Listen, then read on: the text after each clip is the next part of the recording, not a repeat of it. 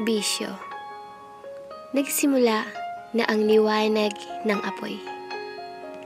Nagsimula na ang hangin na managhoy. May isang bumulong sa aking likuran at ang sabi ako'y magpatuloy. Ako naman ay agad naniwala at nakinig. Pinagpatuloy ko ang pagsira sa aking isipan at kalusugan. Hindi ko mapigilan ang paglanghap sa usok na kay sarap. Usok na para bang problema ko ay nawasak. Ngunit ang hindi ko alam, ako pala'y unti-unti nang nawawala sa katinuan. Unti-unti nang sinisirang kalusugan. Lalo akong naguluhan nang bigla ko na namang maalala ang nakaraan. At ang aking ipinagpatuloy, ang bisyo na unti-unti ko nang natutunan.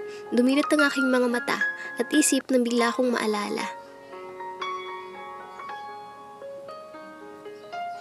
Paano ako makakaalis sa nakaraan ng sakit?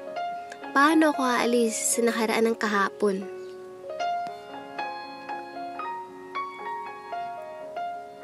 Kung hanggang ngayon, ako'y nilalamon ng kalungkutan. At muli kong tinikman ang sigarilyo na akala ko ay gagaan kung sakaling aking subukan.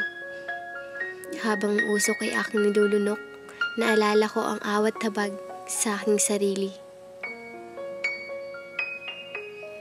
Sabay tanong sarili, bakit ang laki ng pinagbago mo? Mananatili ka ba sa tapos na? O papakawalan ng nakaraan? Bakit kailangan mo pang balikan? Bakit tumaasa ka na sa gitna ng lahat ikaw ay mananalo sa laban na ito? Huwag, tama na, tumigil ka na dahil tapos na. Itigil mo na at huwag na muling subukan pa ang bisyo na ikakasira mo. Huwag mong subukan, kinabukasan ay masisira lamang.